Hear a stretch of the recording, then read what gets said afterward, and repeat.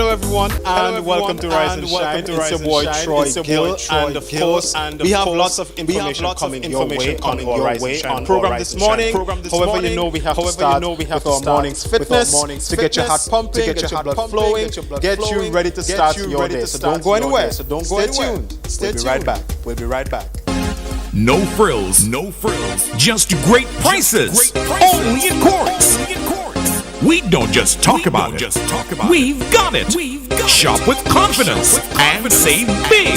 Up to 50% off appliances, furniture, electronics, and so much more. Plus, pay with Ready Finance and get 1 month free. Only at Quartz. Bringing value home.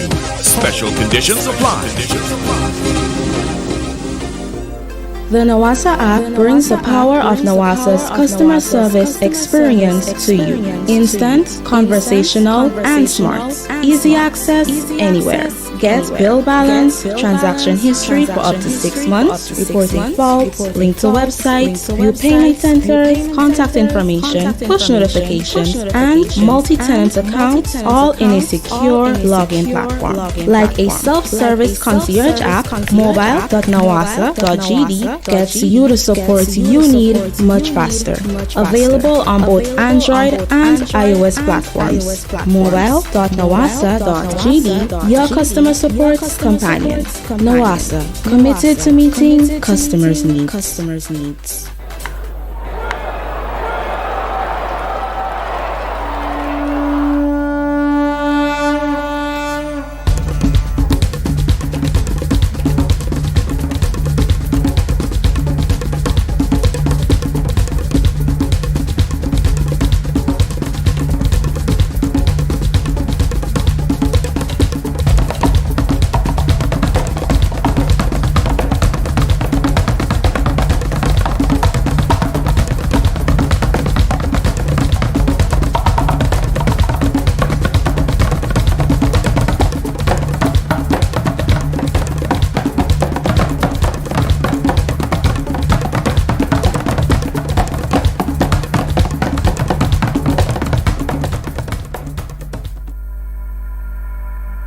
Say hello to Grenada's hidden gem, Mandela Court, a Grenadian-owned luxury boutique hotel tucked away in Lansipene. Our fully equipped suites are now complemented by an international standard restaurant and conference room. So whether you're having a formal business event, quaint garden wedding, or just a relaxed dinner for two, you can count on Mandela Court for that luxurious experience. Call today to book your viewing or reservation. We look forward to welcoming you.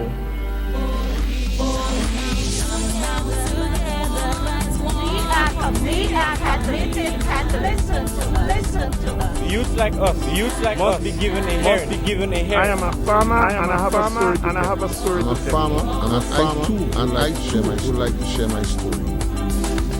Don't walk out there Sunday to Sunday. We too have a story. I am a Catholic sometimes, and I have things to say. I need someone to listen. I have a lot to say on behalf of single parents. The Catholic Diocese of St. George has begun the synod process. Pope Francis has involved the Universal Church. Your voice is important. Share your story, your experience, and your expectations.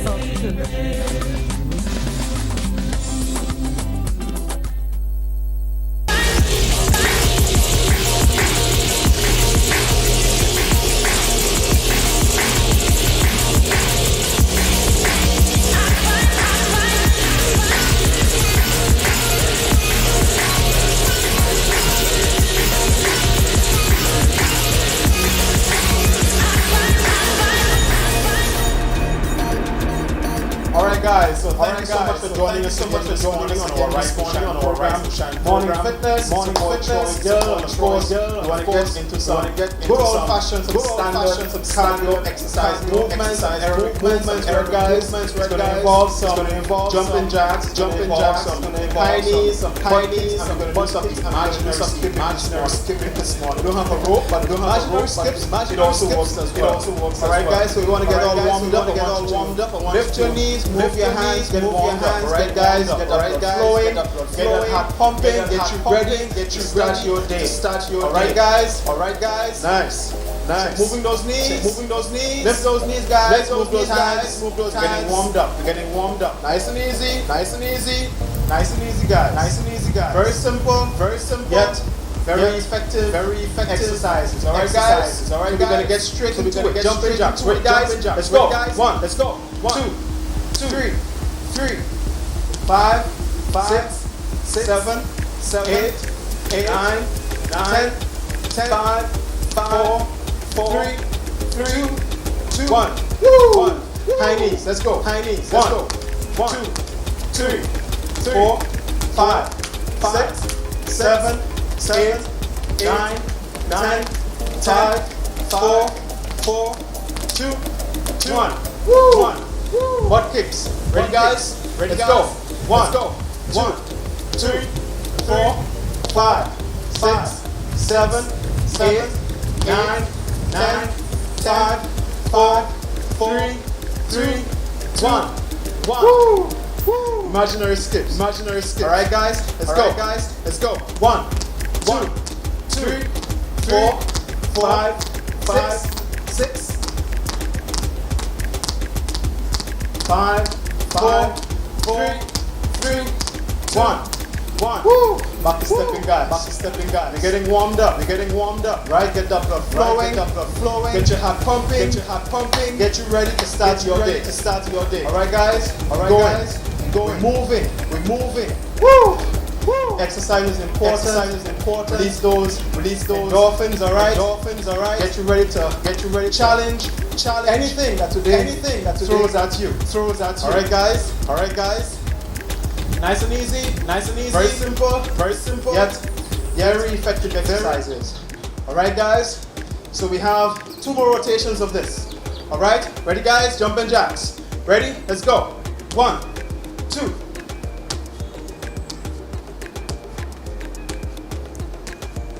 8, 5, 4, 3, 2, 1. Woo! High knees guys, let's go. 2, 3, 4, 5, 6, 7, 8, 5, 2, 1. Woo! Butt kicks guys. Ready? Let's go. 1, 2, 3.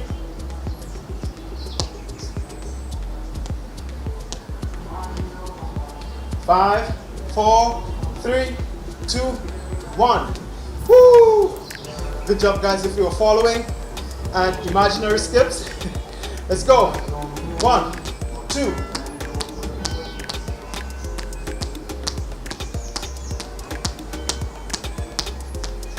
5, 4, 3, 2, 1. Woo! Back to stepping again guys. Back to stepping. Lift those knees. Move those hands. Alright, you're getting nice and warm, but I guess you're nice and warm already. Alright guys, get that blood flowing. Get that heart pumping. Get you ready to start your day. Alright guys, so we have 1 more rotation and then we're going to call it a day. Alright guys, you guys ready? Alright, so we're going to go for 20 this time. I'm going to challenge you. I'm going to challenge myself as well. So we're going for 20 in each exercise. Think you guys can make it? Let's go. Jumping jacks. Let's go. 1, 2, 3, 4, 7,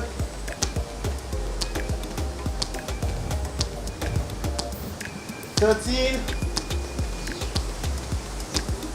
17, 18, 19, 20. Woo! Woo! All right, high knees. Let's go. 1, 5,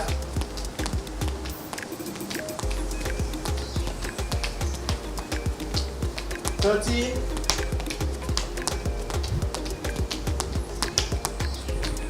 20. Woo! Good job, guys, if you were following. 1 kicks. Ready, guys? Let's go. 2,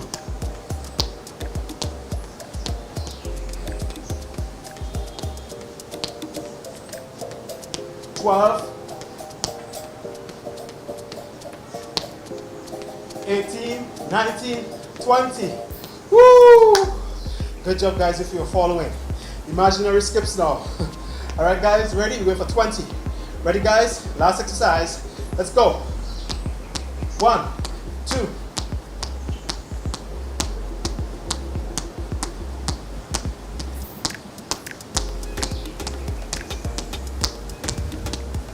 14, 15.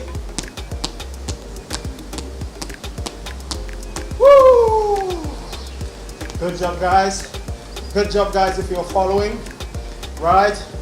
Nice, simple, yet effective exercises that you can do in the morning to get your heart pumping, get your blood flowing, get you ready to start your day. All right, so we want to cool down. We want to get some stretches going. Woo! Get some stretches. So what I want you to do, reach down, reach back. All the way back, push your knees back and you reach back. Feel the stretch in the back of your legs. Woo!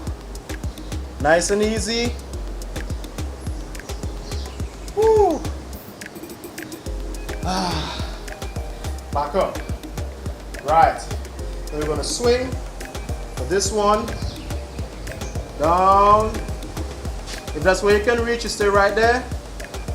Right, hold it. Hold it. Nice.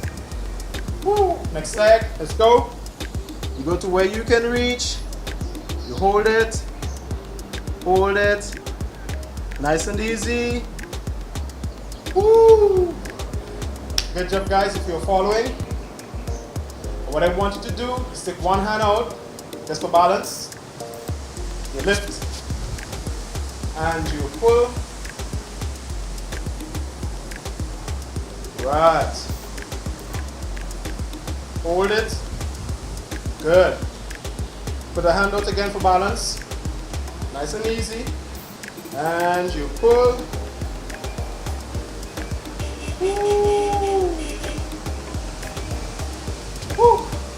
Nice and easy, guys. So you should feel that stretch in your quads. Same thing. Pull the knee up. Right. Nice and easy.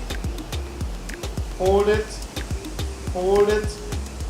Hold it. Good. Right. Next leg, guys. Put the hand out for balance. Right. And you pull. Hold it. Hold it. Hold it.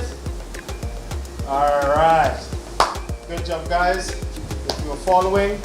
And remember, like I said, make sure that you're drinking your water. Take your sips of water in and between sets, in and between your exercises. And even during the day, make sure that you make water your #1 beverage, guys. And I want to encourage you also to make healthy choices. Alright, guys, remember, it's 90% what you eat, right, and 10% exercise. Alright, your diet is key, guys. So remember to drink water and to make healthy choices. All right, guys, so thank you so much for joining us on our Rise and Shine program this morning. All right, guys, hope that your heart is pumping, hope that your blood is flowing, hope you're ready for today. All right, guys, and of course, we have our Health-Wise segment coming up for you next, and then we're going to have the top stories from yesterday's newscast before we hand over to our host. All right, guys, so don't go anywhere. Stay tuned to Rise and Shine. We'll be right back.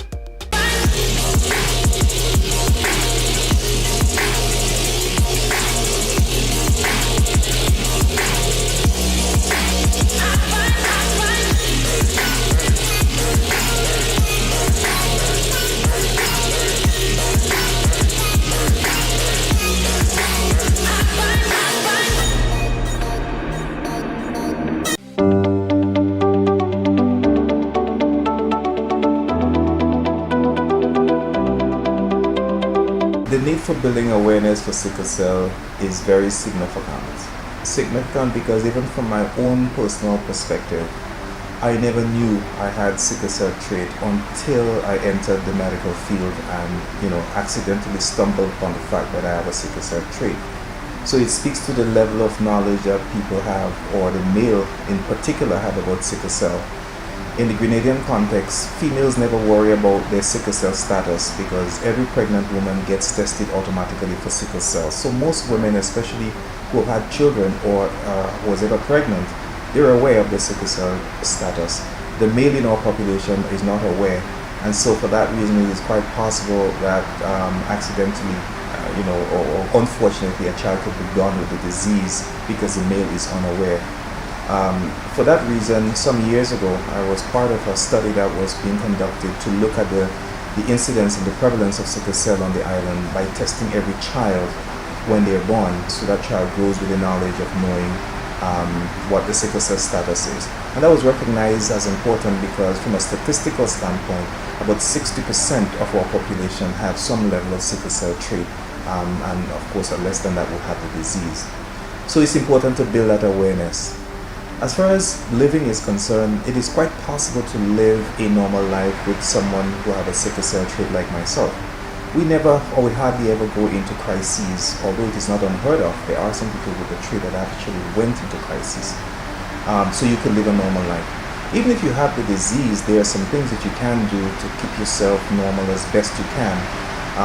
Of course, you may be aware that Grenadian was the first person diagnosed with sickle cell in the world, so we do have a history of sickle cell being part of us. And the books used to be saying that the average lifespan for someone with sickle cell is in the 40s, which is a fourth decade.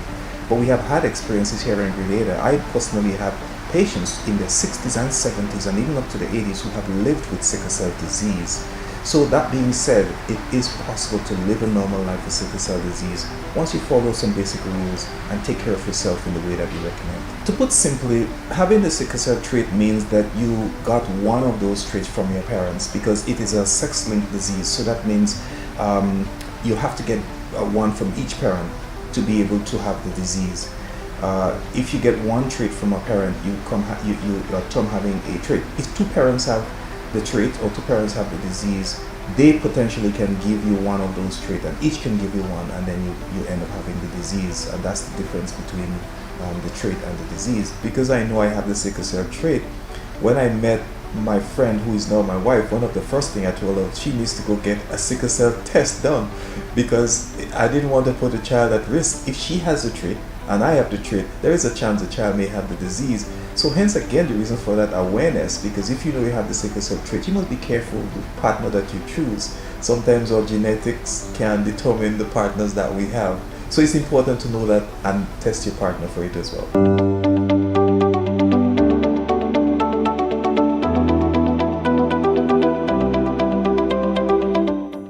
I'm Tony Julian with the details. A young Guyanese national is Grenada's latest homicide victim, and another young man is in police custody, assisting police with their investigations into the stabbing that led to the fatal incident in the town of Grenville over the weekend. Troy Gill starts us off with this evening's news coverage of that story. 18-year-old Dominic Seals, a Guyanese national who resided at Sendor Street, Grenville, St. Andrew, is the latest homicide victim due to a stabbing incident in Grenville on Saturday night in the vicinity of an area commonly known as Trench Town. According to reports, 19-year-old Damiel Belfon from Village Road, Grenville, has been held for questioning by police in connection with the incident. Eyewitness reports suggest that Seals was in the company of his friends, including Belfon, when an argument ensued and he was stabbed in the process. MTV News took its cameras to Trench Town and spoke with some of the residents there about the incident. It's a tragedy. It happened like somebody defend themselves. That's how I see it, and it happened that the person died. I mean, it's not right. I don't know what happened. I just hear somebody saying behave on yourself. And that's all I hear. Next thing I just see a crowd run. I ain't see what happened. I know. I just hear all the behave. That's all. Well, to be truthful, I didn't really looking for that to happen to this 2 years because if you watch the phone picture with them, you will see two of them sit down in class. You will see it's very good friends, you understand? I don't know what lead to that. I can't say much about what lead to that. But they came here with a high talk, and it's just like you're telling them forget that, and it's a very long time they have that talk. You tell them forget that, you always talking to them each and every day, we talking to them. I don't know what lead to that they end up in that incident the night. One die and one thing. The community is outraged over reports that the incident is drug or gang related, and one young man also expressed how he felt about the matter. Basically, the media does label us very bad, but nobody really seen what is the outcome of this, right? Every day, nobody do come in, they just seen us here, but nobody do really studying us in the back here. All they could say is we selling drugs and we like violence. So mean that something happened, they wouldn't come and find out what happened, they would just say things. MTV News also reached out to the mother and relatives of the deceased, who were too distraught to speak. MTV understands that both Dominic and Damiel attended the Grenville Secondary School and were friends ever since, leaving the community wondering what may have led to the unfortunate incident. For MTV News, I am Troy Gill. Meanwhile, one local pastor says although unfortunately one young man is now deceased and another is in police custody due to a stabbing incident in an area known as Trenchtown, that he still does not support the labeling of communities, as this can further isolate young people and destroy relationships within those communities. Pastor of the Grenville Pentecostal Lighthouse, Reverend Samuel Niles, expressed that he's sad and disappointed by the latest stabbing incident in Grenville, indicating that he was friends with both young men. Speaking to MTV News on Monday, Niles said he reached out to the family of both individuals. I could have hardly functioned yesterday in terms of church because I actually see these guys as very close friends who I interact with all the time, and so it felt real like a brother, a son to me. Yeah, honestly, yeah. I visited with both parents, the deceased mother and the accused mother, and expressed our heartfelt sympathy and pain at the fact that an 18-year-old lost his life. He said he will be embarking on an outreach campaign in the form of a crusade in the coming weeks, where he intends to engage young people in the community, including Trenchtown and surrounding areas. I wrote the commissioner, it should have started Sunday last, but because of the time, I thought it would be too short. So I put it for Sunday coming. We have an evangelistic outreach plan ready for independence. So I wanted it 6, 7, 8 to include the 7th. But I ended up a week later. And this is indeed to interfere with what I see as the attempt of the enemy to really get at the lives of the young people. And so we want to counteract that by going in the open and declaring God's word over the community and inviting people, especially our young people, to consider their lives. Niles also weighed in on the issue as it relates to the labeling of communities as being drug-infested or violence-prone, affirming that it can further isolate such individuals. You could reach them, you can help them because they show you respect. These gentlemen, as I refer to them, they refer to me. If they want to make a cook, they would ask for assistance. I give them, and so on. So I don't label them. I love them, just as they are, and try to reach out to them and include them in the conversation, because that's what makes them go further when you isolate them and push them away. For MTV News, I am Troy Gill. In other news, Teron Jamie Belfon, a 47-year-old farmer of La Fortune, St. Patrick, has been arrested and charged for the offense of non-capital murder by intentionally causing the death of Nicholas Duncan, a 60-year-old of Madays in St. Patrick. Duncan died after he lost control of his vehicle, which resulted in an explosion at his house. The incident occurred after he was allegedly stabbed by Belfon last Wednesday. Duncan's elderly mother also died as a result of the explosion. A release from the police states that Belfon is scheduled to appear at the Sauteurs Magistrates Court at a later date. Christopher Braffett, steel bender of Hope St. Andrew, was arrested, formally charged and cautioned by officers attached to the Criminal Investigation Department CID for the offences of rape and indecent assault.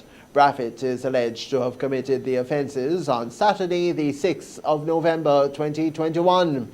He was granted bail in the sum of $20,000 with one surety. Now, as part of his bail condition, Braffett ought not to have any contact with the virtual complainant. Braffett is scheduled to appear at the Grenville Magistrates Court on Thursday, the 17th of March. In other news, workers at the Grenada Ports Authority returned to work on Monday after they'd halted work and protested last week after the Financial Intelligence Unit, or FIU, began to question workers as part of an ongoing investigation at the port itself. According to President of the Technical and Allied Workers Union, Andre Lewis, they had no difficulty with the investigation, only with the manner in which they were conducting those investigations. All parties involved, including the workers who were dressed in red T-shirts, attended a meeting on Monday, after which the workers went back to work. Following on Thursday's action on the port, a meeting was held with the Minister for Labour and Labour Commissioner on Friday morning with the Grenada Port Authority and the Technical and Allied Workers Union.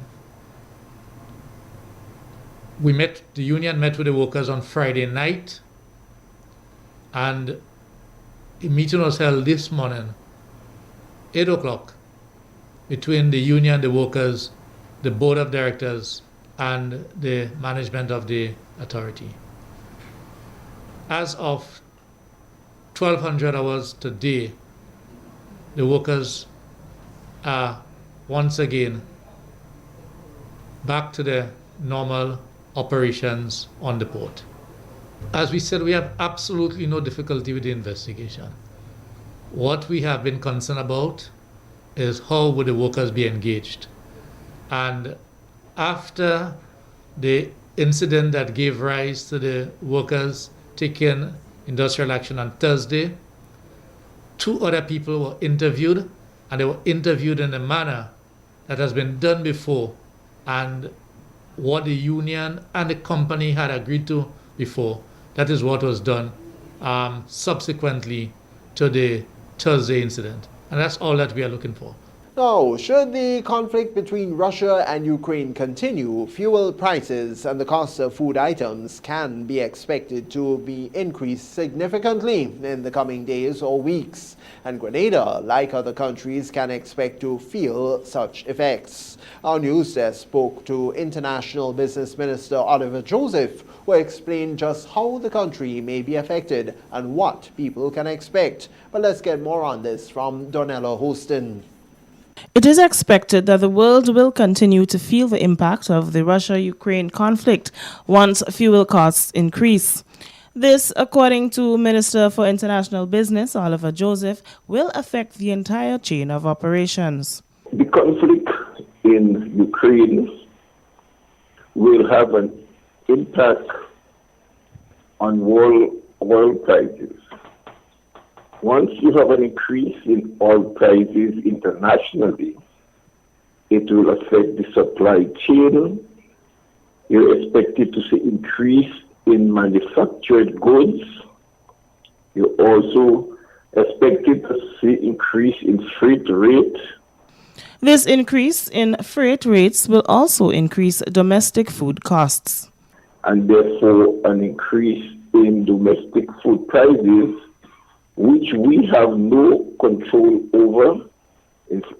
You will hear the expression that inflation is imported, and these higher prices are transferred to the consumers. Minister Joseph says at this time they can only hope that the situation between Russia and Ukraine would cease soon. Our hope is that the situation will come to a peaceful end as quickly as possible, so that the negative impact on food prices would not be sustained. Reporting for MTV News, I am Donella Hostin. In Grenada, International Women's Day 2022 is being celebrated with a series of activities throughout the month of March. These activities, according to Alice Roberts, Gender Program Officer attached to the Ministry of Social Development, include community outreach initiatives. We will be celebrating with a few little activities. We will be having some community outreach programs. We will be having a workshop. We will be making presentations to different business places who want to know what the ministry is doing and what else they can do. We also having a peer-to-peer workshop where we bring survivors together and share more information with them and give them that motivation to go on. She noted that they'll start tomorrow, the 8th of March, going into the communities. Starting tomorrow we'll be going out to Grandlands Valley and Montu. We'll be going to the communities. We're going to be sharing information with them. We're going to find out whatever issues that they may have.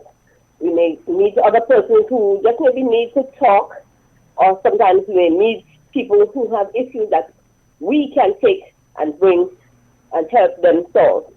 Roberts made a clarion call for anyone who may be interested in what the ministry is doing to celebrate International Women's Day to contact the Ministry of Social Development. After a 2-year hiatus, Spice Mass returns, promising to give carnival lovers what they have been missing out on due to the COVID-19 pandemic. Several activities are planned, which Spice Mass Corporation officials say vaccinations will be a requirement for participation, as Spice Mass 2022 will roll out with safety protocols in place for everyone. But let's get more on this from Nikita Hostin.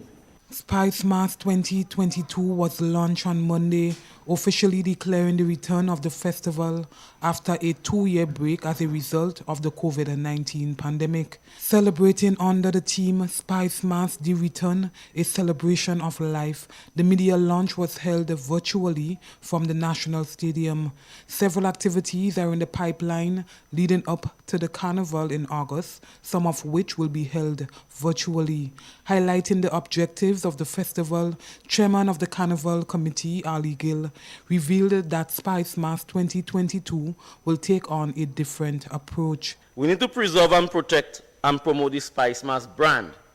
We saw that as absolutely important and critical going forward. I remember late last year, phone ringing off the hook, radio calling programs, people concerned, the hair trader having something in August. Since the invasion in 1983, I never see Gradians get nervous.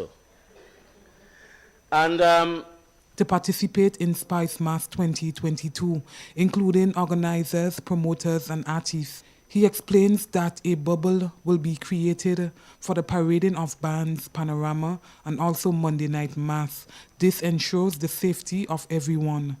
We at the SMC already embarked on our own annual vaccination campaign, where we are soca artists, calypsonians, people in the fancy bands, traditional bands, pan men and women, people who play jab, vendors, and other local influencers to encourage persons to vaccinate.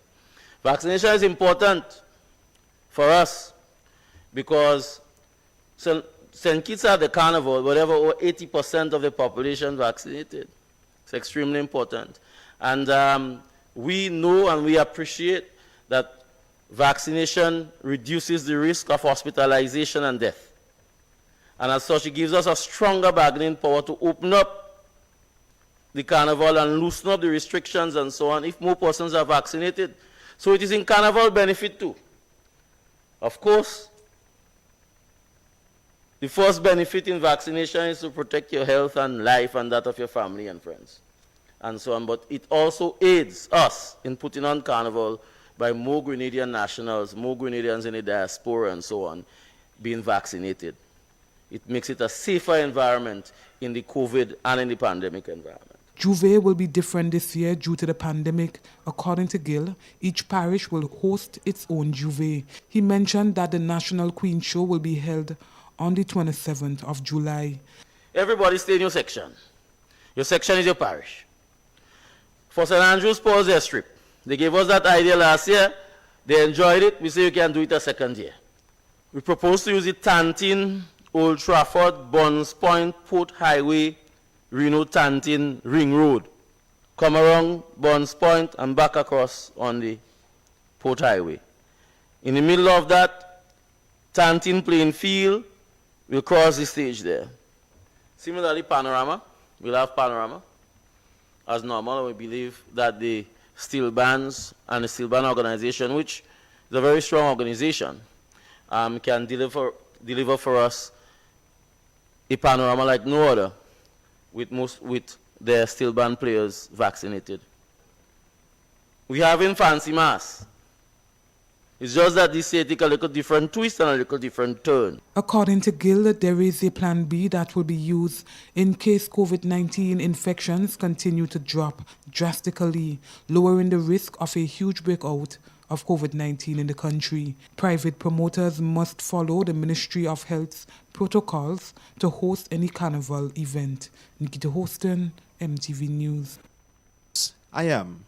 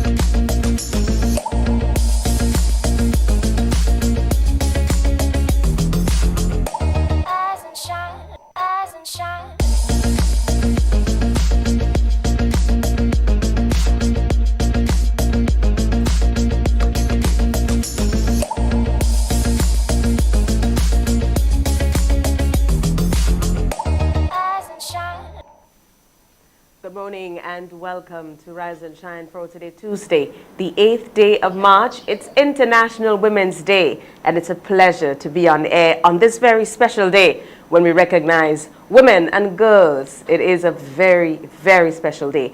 And to all our women out there, we say Happy International Women's Day to our girls also, because our girls will one day become our women, and we want to commend our women out there. Those who may be struggling, those who may be raising their children on their own, those who are doing what they need to do to ensure that their children are taken care of or their families are taken care of, making the sacrifice, going the extra mile.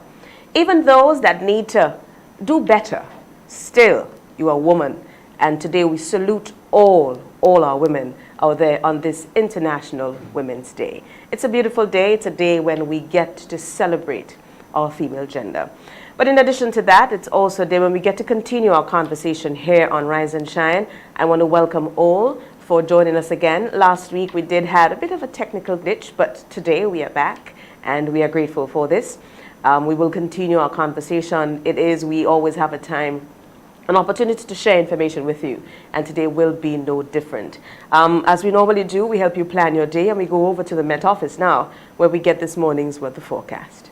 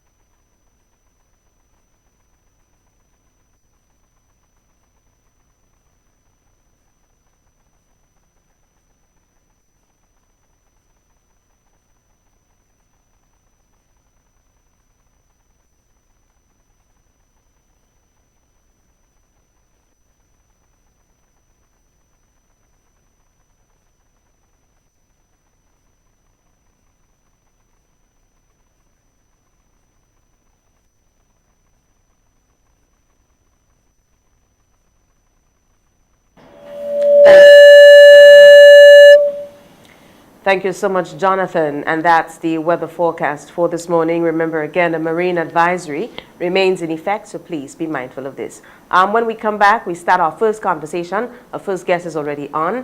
I do have a woman to start off the day, which is great. It's International Women's Day. So when we come back, we get into our first discussion. The next chapter in West Indies' biggest rivalry continues. West Indies flies against England for the Apex Test Series in 3 test matches. Tickets start as low as $20 and local residents enjoy an additional 50% discount with online purchase. Must be fully vaccinated to attend all matches, and COVID-19 protocols will be in effect. Secure your seats to the action. Get your tickets in advance at windiescricket.com/tickets. Terms and conditions apply. The Nawasa app brings the power of Nawasa's customer service experience to you. Instant, conversational, and smart. Easy access anywhere. Get bill balance, transaction history for up to 6 months, report a fault, link to websites, view payment centers, contact information, push notifications, and multi-tenant accounts, all in a secure login platform. Like a self-service concierge app, mobile.nawasa.gd gets you the support you need much faster. Available on both Android and iOS platforms. Mobile.nawasa.gd, your customer support companion. Nawasa, committed to meeting customers' needs. We are committed Catholics. Listen to us. Youth like us must be given a hearing. I am a farmer and I have a story to tell. I'm a farmer and I too would like to share my story.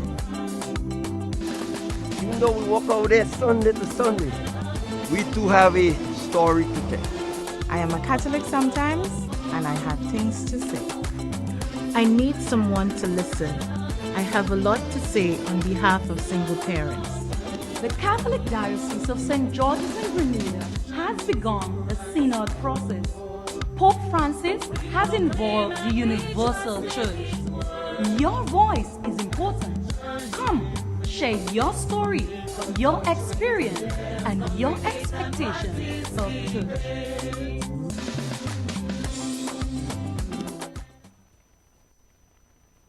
Introducing the Grenlec mobile app.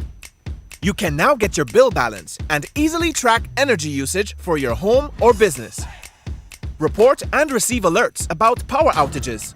Plus, stay up to date by receiving the latest notifications. Yes, the Grenlec app keeps you connected anytime, anywhere. The Grenlec mobile app.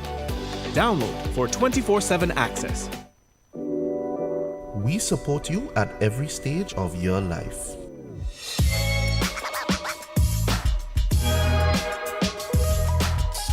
For business,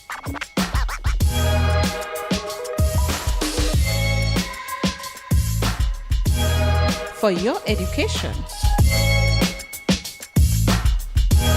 For your financial freedom.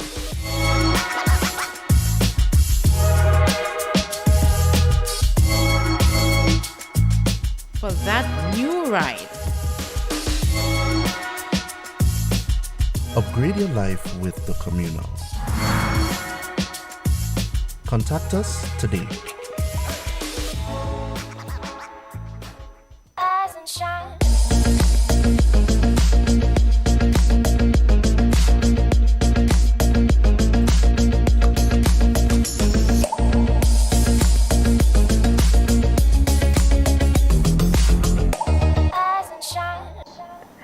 Welcome back. Thank you so much for joining us again this morning.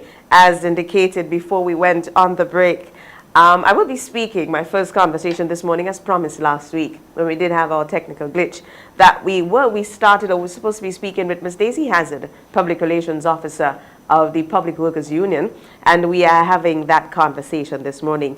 Ms. Hazard, good morning and happy International Women's Day. Good morning, good morning to your viewers and listeners all across Grenada, Carriacou, Martinique, and the diaspora. And happy International Women's Day to you. Happy International Women's Day to all our women in Grenada and to our PWU Public Workers members and Public Workers Union members and workers. Happy International Women's Day. Thank you, and the same. I wish you. I am wearing my colors. I recognize. It's pink for International Women's Day. Green and white. Okay, yes, pink, green, and white. Great. So you have two of your colors this morning. We've also chosen to infuse in our bag this year some black. Okay. Yes. All right. So today we represented for women. Yes. We would start off, of course, with what we planned to do last week, but I know at some point we will speak to the significance of today and some of the changes that we see in our society. And I want us to start off with the issue at the Printery. I remember last year when we spoke, you did speak about it, and we started also on some of the issues that's affecting our statutory bodies. Let us start off with the Printery.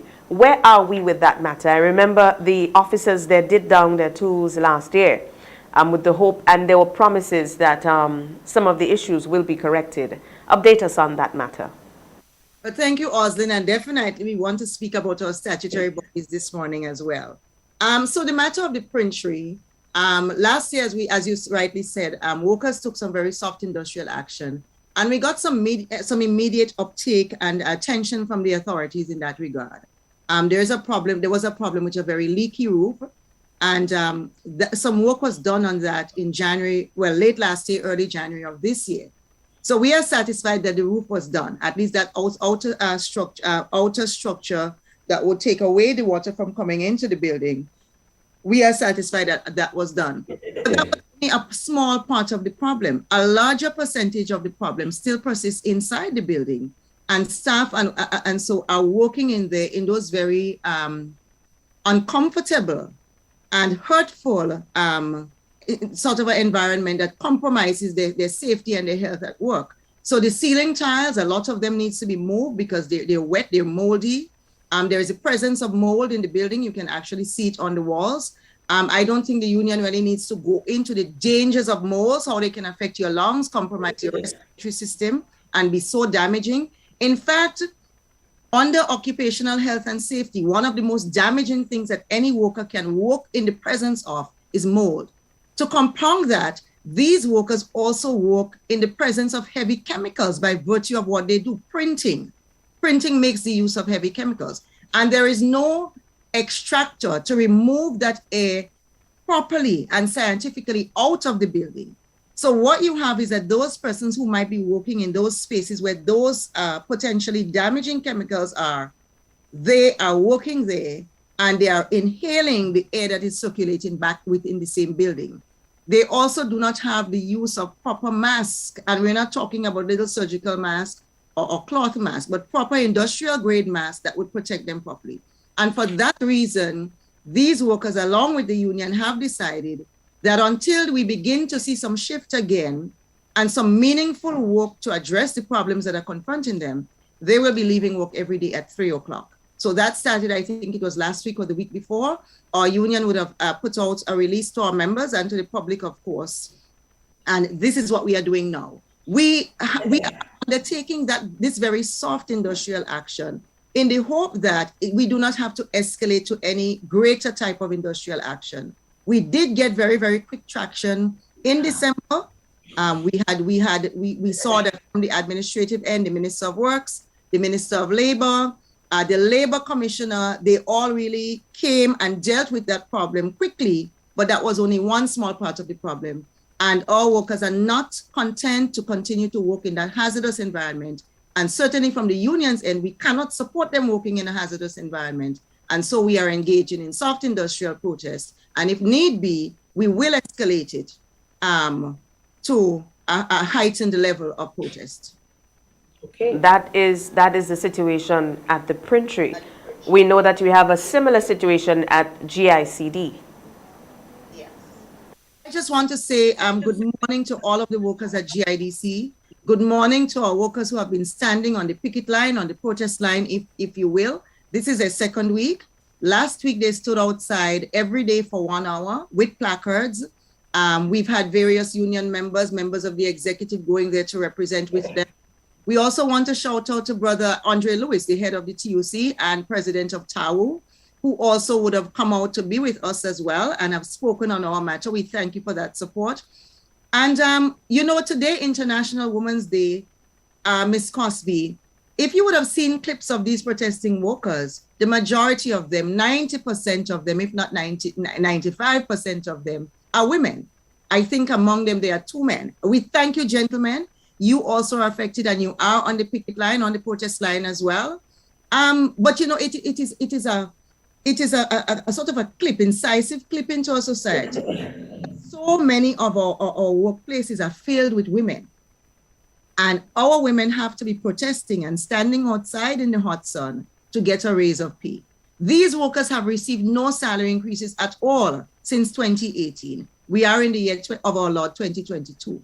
And so this is 4 years. And what was offered by the management, by the board, was 0% for every year.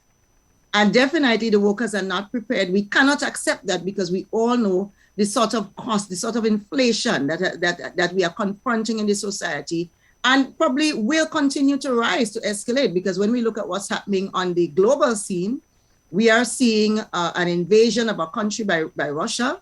And we know that this has implications for oil and gas. It has implications for so many things that may affect us here in Grenada. But even right now, our workers are confronting the escalating cost of living and rising inflation on 2018 salaries. And, if we were to take a peek into what these workers do at the GIDC, they're important. But we are here talking about the GIDC.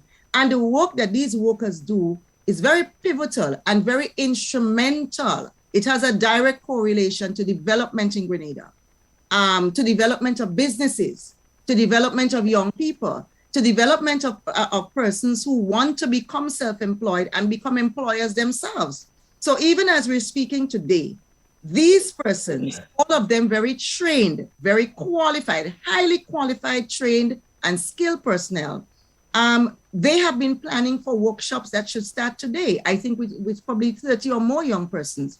And all of these young persons at the end of their training, at the end of their project cycle, should receiving grant funding to go off and start their own businesses.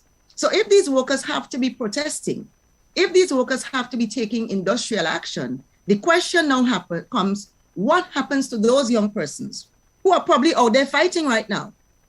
As we are seeing videos in our society, what happens to those young persons who do not have a job, who do not have a means of employment at the moment and is desperately hoping to be able to start and continue this training with the GIDC that would empower them to go off and start their own businesses and probably in the long run employ other persons. What happens to the investors? What happens to persons who are coming into Grenada to do business in Grenada and have to interface with the GIDC and this person who is working outside? So it's a bunch of workers. We can see a direct correlation in terms of development in Grenada, in terms of meaningful movement in the economy. It's measurable. And these workers are being asked to accept 0% increases across the span of 3 years, 2018 to now, from the management board. That is unacceptable. The workers are protesting. They will be protesting today. We have discussed at the union level, and we will be going with this to the distance.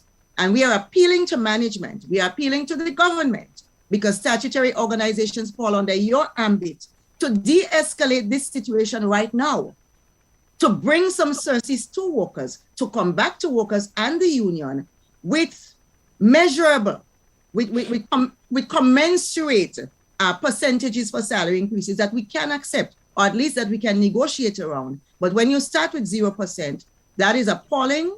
It's unconscionable. It's unacceptable. We cannot accept it. And that in a nutshell is GIDC this morning. Unacceptable. Has there been any response from the GIDC's management on this matter?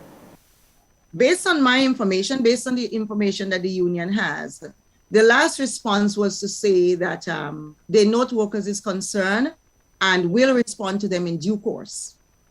Okay. Due course. So we really do not know what due course means. Due course really means nothing, because due course can be today, it can be tomorrow, it can be next year. It's indefinite. And so to a group of workers who have brought their grievances to the table, who have written about their grievances, responding to them to say, very short, very brief, very abrupt, very cold little letter. We note whatever you might have said, and we will respond in due course.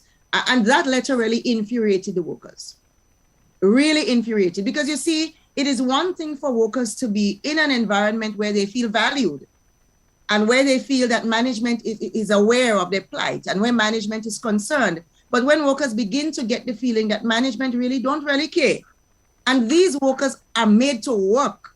When you look at the performance standards, the appraisal that is carried out rigorously on these workers, they are made to work. They earn every single dime that they earn.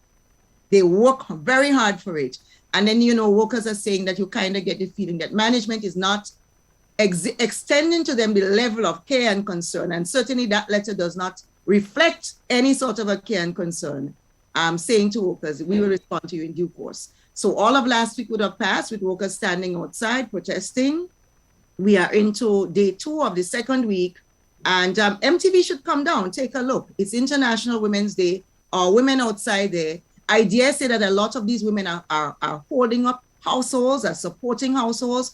When you look at reports for Grenada, UNICEF 2018, UNDP 2020, it's showing you that 48 and 47% of households in Grenada, respectively, that's both studies, are led by women, and in most cases, single women. So when a woman has to be on the breadline, protesting for her money, it's not just an individual, but what we're seeing is a family. That's a reflection of what is happening in the home. And those reports also go further to say that the majority of these women, the majority of these households are on the poverty line and below the poverty line in many, many cases. And so today, International Day, we really just want to throw a spotlight on our workers at the GIDC who are protesting, the women among them, the men who is with them, and all our women across the Tri-Island state of Grenada who are working, many of you, for very, very poor wages, and you're supporting entire households. And Oswin, we know, even when you have households where you have male-headed households, they generally tend to bring the money home. They generally tend... Go ahead. they generally tend to bring the money home and women have to manage it. Generally, men come and they will deposit, but the person responsible for budgeting, for taking care of the household needs, for making sure that the money stretch, even when you have male-headed households, generally tend to be women. And so this morning on International Women's Day, the PW wants to reach out to all our members on the front line, or maids or cleaners or janitorial staff, orderlies, support staff, wherever you may be working in the public service and indeed all across Grenada. We reach out to you. We say again, Happy International Women's Day. We know that a lot of you work for very poor wages and you've been doing this for decades, for years. And PWU understands your plight. We are there with you and we are working on your behalf. That's GIDC and our women. And our women, and also the women at the Printry, because I know you have some at the Printry too, yes, on that issue that you have addressed. Of those ladies over there, Happy International Women's Day to you. The PWU is standing with you. Yes. As you were speaking there, when you thought there was an issue, I was just shaking my head and smiling as you spoke. Okay. On the responsibility of a woman at home, even when there is a man at the head of the home, our place is still, and that is the part that we cannot change. Our place, no matter what, whether we are professional or not, our place remains at home. We are the ones that anchor the home, while our men are the ones that are the leaders of the home. And it's important on this day that you spoke to this. Because I think, as you spoke about the issue with our youth fighting, I mean, it's a worrying trend. I think we can both agree with what we are seeing. The lack of respect for authority, the lack of respect for each other, it is worrying. Because at the end of the day, as a union leader, today we are speaking about our women that are affected, because it is International Women's Day. But it is also the day that our women, we are hurting as we see another parent's child behaving that way. Because we ask ourselves, what will his parent, what will his mother be thinking? the pain of childbirth, we carry for years. And it is always a very, to me, it's an emotional topic, because I don't think any parent wants that for their child, or to see them behaving in that way. Every parent wants the boast of their child being proud of them and what it is that they do. We have a lot of work to do. We have always done it, and it seems as though our path, it's clear as to how much more we have to do. I think you're referring to that video, those videos that have been circulating, and certainly yesterday, we saw a very startling one. We saw a young man engaging in hand combat with the police. And what goes on in the mind of a youth, of a child, of a student, to ditch his bag, to fling it away and begin to engage in combat with the police, because one would think you would run away.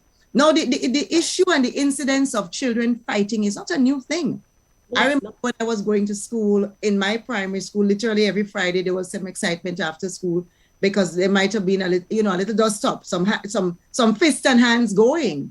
But how does a child get to a sort of a more, at the secondary level, at a sort of a more mature age? And I have seen a number of videos of students fighting. In fact, there seem to be places on Instagram and other places on social media platforms where students eagerly share these videos. Yes. There's no shame, there's no reticence at all. People snap all these smartphones and you record people fighting and share them. And last week, a colleague and myself, because I am in the Ministry of ICT, and those are things that we are paying close attention to.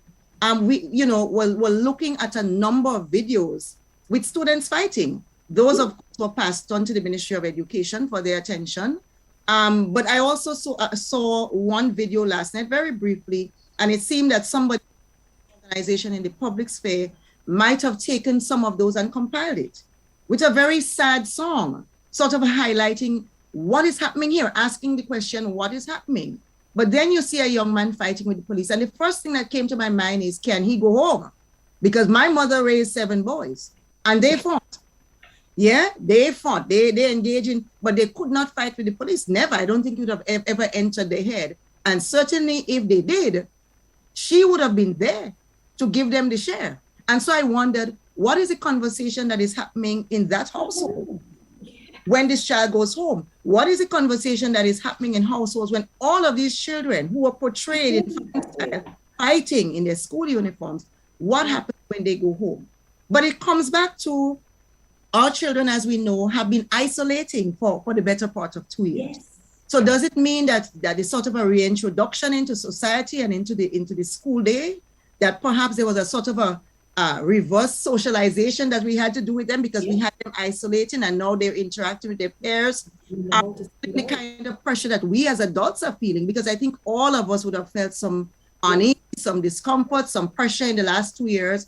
And we cannot take it for granted that has escaped our children, especially our teenagers. Their hormones, their thought processes in the teenagers, as we know, Oslin, I think you have a teenager, they have a lot of difficulty in trying to manage and balance themselves. So we have to take all of that into consideration. I am never one to lament our young people. I'm never one to lament youth, but certainly we cannot look at the little clip that we saw, that microcosm, that little clip that showed us that our children are fighting so aggressively in the presence of authority, with authority, and think that all is well. All is not well, and we have to, as a society, through the Ministry of Education, Social Development, our parents, our PTAs, our churches, our school groups and community groups, it has to be addressed. It has to be addressed holistically, because we cannot just say it's youthful exuberance and they're running off steam. In a lot of cases, there's weapons as well. Yes. There's weapons, so they can harm each other, and it has implications for a child's future. When you harm someone else, you get a criminal record. When you harm someone else, you scar them, you wound them, you maim them, and in very tragic circumstances, you kill them. I think we had a murder this weekend. We had a murder on the weekend, too, very young people. Very, very young people. And it goes back again, what is happening in our households? What is happening in these households that are female-headed? What is happening in these households where women have to work long hours for minimal wages to make ends meet? Who is parenting our children? Where are the men? And brothers, we want to salute you this morning. International Women's Day is not about coming down on men. No. It's about berating our men, because as women, we cannot do what we do without men. They are our partners, they are support, they are our pillars. But we do have to ask the question, what is happening in our households? Are our teenagers, our boys in particular, being parented sufficiently by strong male role models? That's a question that we have to ask ourselves. Yes.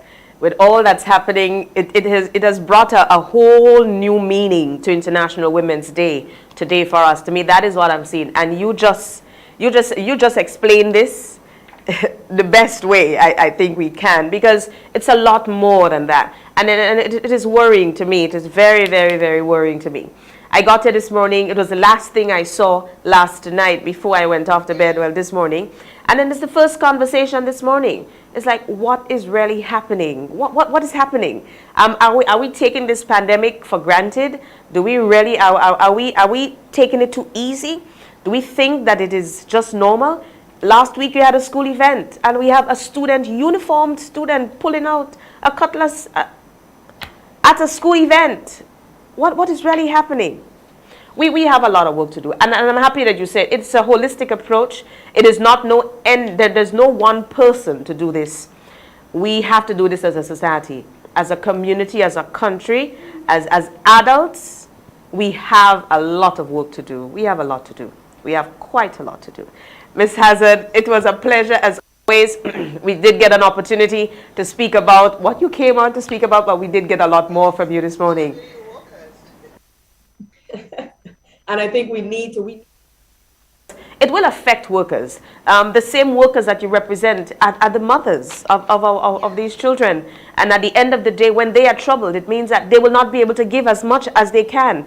When we are troubled, when our children are not where we want them to be, we are troubled. Can we produce? No.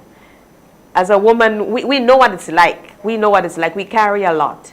We carry so much each day, but at the end of the day, the goal remains, yes, we have to sacrifice to be able to produce for the people that we love. So, Mrs. Hazard, before you run off, I give you Mrs. Hazard. Ms. Hazard, give me any parting words from you before we run off. Say again, Oslin, thank you for having us on your program this morning. It is always very short and sweet, so we usually tend to get very directly to the heart of the matter. Today we digressed a bit away from workers' issue, but as you rightly said, when our children are hurting, they come from homes, and they come from homes where workers reside. And once we are burdened or troubled about our children, we cannot perform in the way that we normally would. From the union's end, we are keeping an eye on situations across the country with workers. We are advocating for you. We are working on your behalf. There are many, many hot button issues that we'd like to talk about in the future. So I'm inviting myself back on your program again. And once more, thank you for having us here. And again, to all women across our Tri-Island state, wherever you might be, happy International Women's Day. Keep carrying the flag. Keep holding your standard high. And remember, the theme for today is break the bias. Whatever or any one of us can do, each of us in our own small way, to break the bias that still surrounds women, let us do it. Break the bias. Break the bias? Okay. Break the bias. Break the bias. All right. Okay. So thank you so much again, Ms. Hazard. It's a pleasure, always a pleasure to speak with you. And I know you just extended another invitation to come back, and you know that will happen. That will happen. So we will make that happen again as we continue to speak of the issues that are affecting workers here in Grenada. Again, enjoy your day. Enjoy your International Women's Day. So that was Ms. Daisy Hazard, Public Relations Officer of the Public Workers Union, PWU, speaking there on a number of issues. She touched on the issue surrounding the printry workers, letting us know that as of this week, that they will be leaving work at 3. The same thing similar is happening with GIDC workers, where they are protesting for at least 1 hour per day until they get some level of some encouraging news or responses from their managers on salary increases, the conditions under which they work, and the conversation continues with the issues of workers, how they are affected, and how we can get to a middle ground on the issues that are affecting them. We also had an opportunity to touch on social ills, some of the things that we are seeing, how our young people are affected, how they are responding, what is happening. And of course, it leaves us to ask ourselves many, many questions. And today I do this as a mother on International Women's Day. It is not a good sight. It is not an encouraging sight at all. As a mother of a son, will I ever want to see my son in this position? No, I don't. And it is not anything to rejoice about. I think it is a worrying trend. And one way or the other, we need to address this issue. And we need to address it as a country. We need to address it as a community. We need to address it as parents. We need to start the conversation at home with our children. How do we resolve issues? How do we resolve issues? Where are the fundamental core principles of parenting? Where are they? Respect. It is uncompromisable. There is nothing that replaces it. What is happening in our society? Why can't our children resolve issues better? Is it the pandemic? What are the issues? There's so many questions that we ask ourselves on this day. There is no way that we can support this level of disrespect to authority. When today we condone it, it sets a precedent for what happens tomorrow. What happens to our children when they reach in the workplace, when they tend to think it is okay to disrespect authority? We have to curb it today, stop it today, or else we will have quite a generation of adults that would not understand the basic fundamentals to respect when they become older. As parents, we are charged with very, very big responsibility.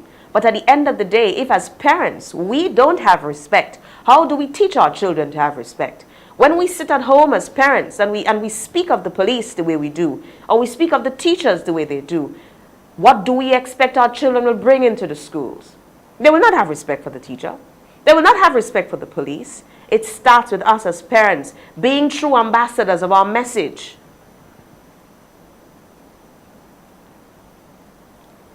this one it's quite it is a serious topic for me, as this is not a good trend. We're going to take a quick break. More when we return.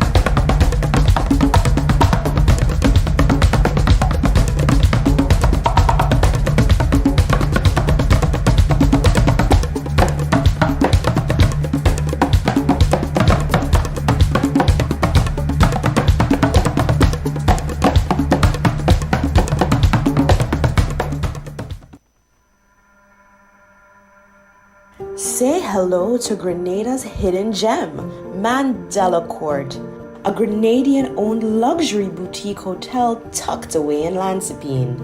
Our fully equipped suites are now complemented by an international standard restaurant and conference room. So whether you're having a formal business event, quaint garden wedding, or just a relaxed dinner for two, you can count on Mandela Court for that luxurious experience. Call today to book your viewing or reservation. We look forward to welcoming you. Introducing the Grenlec mobile app. You can now get your bill balance and easily track energy usage for your home or business. Report and receive alerts about power outages. Plus, stay up to date by receiving the latest notifications. Yes, the Grenlec app keeps you connected anytime, anywhere.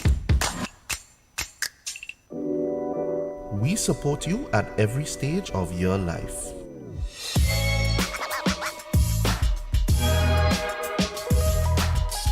For business,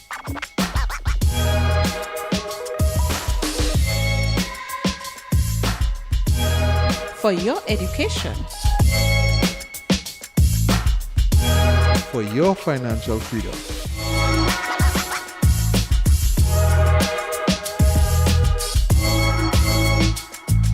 For that new ride. Upgrade your life with the Communal. Contact us today. The next chapter in West Indies' biggest rivalry continues. West Indies vies against England for the Apex Test Series in 3 test matches. Tickets start as low as $20 and local residents enjoy an additional 50% discount with online purchase. Must be fully vaccinated to attend all matches, and COVID-19 protocols will be in effect. Secure your seats to the action. Get your tickets in advance at windiescricket.com/tickets. Terms and conditions apply. Rise and shine.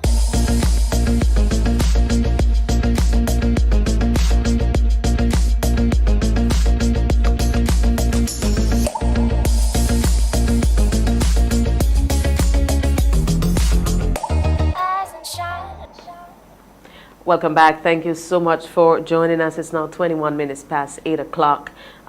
If you are just joining us, you missed a very interesting conversation we had with Ms. Daisy Hazard, Public Relations Officer of the PWU this morning. We did get to speak on issues relating to workers, workers represented by the PWU, those are the Printry and at GIDC. But we also got to touch on what we see are worrying trends, social issues, and we will get to delve into more of this as we try to understand what is happening. On the program on Thursday, we will attempt to see if we can speak to a psychologist, a therapist, to try to understand what is happening with our children, with our children. We have just browsing through social media recently, a compilation of fights recorded and posted on social media since the year has started. Worrying, not commendable acts at all.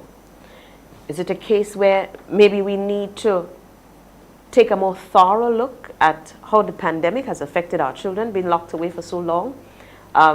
doing classes virtually, not within the social space, or rather limited with all the restrictions? Is it that? And mind you, I am not saying this as though it is an excuse, because this is not. It is not at all. But we have to analyze it comprehensively. What are the issues and how do we fix them? How do we address them?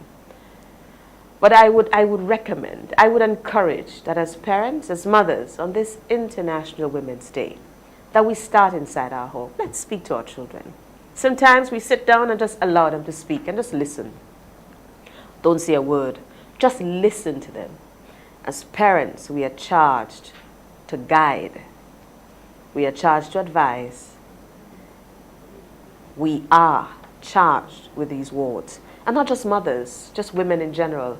Because there are women who may not have children, but may not bear children, but they are mothers.